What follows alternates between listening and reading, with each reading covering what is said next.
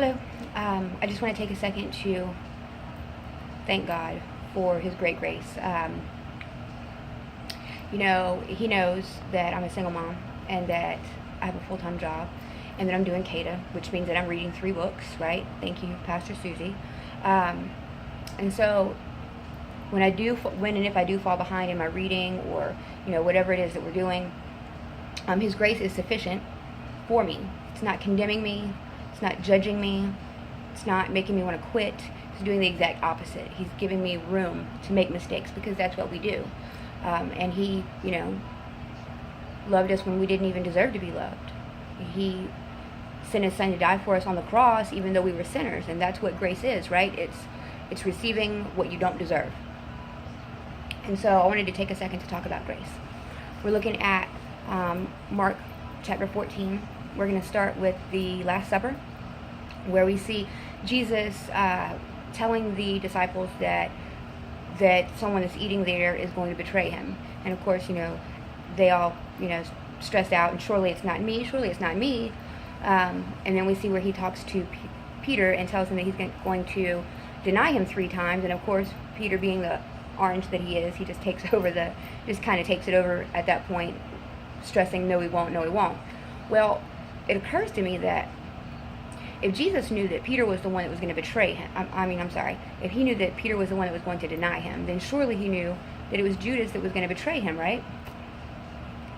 But yet in none of the Gospels, and nowhere, can we find any indication that Jesus treated Judas any differently at all. None. So that means that even though He knew that Judas was a betrayer, He treated him the exact same as He treated the others. Well, that's okay. I could probably sit across the dinner table, from somebody that I knew was going to betray me or going to lie to me, and I could probably be diplomatic and professional and, courteous and treat them the same as all of my other guests.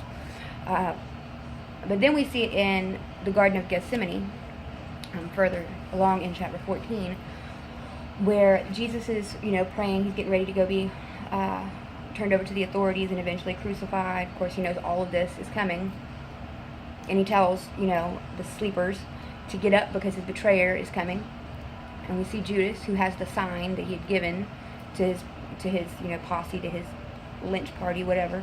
And he walks up and kisses Jesus on the cheek. Now, this is such a small thing, right? To think, just such a small thing to just read over and just keep going about it. But when you really think about it, Jesus knew that this man was the one that was going to betray Him. So He'd been dealing with this on the inside already, right? Because He was human. So He's already dealing with it, and He had already done a lot just by, remaining diplomatic and treating him the same as He had treated the other disciples. But not only that, He allowed this man to come up to Him and to kiss Him on his cheek. And to me, that's crazy, because I just don't know if I could do that. Eating dinner is one thing. Getting this close to me is a whole nother thing. And I really just feel like it shows us an illustration about God's grace. Because God's grace is not treating someone like they don't deserve to be treated.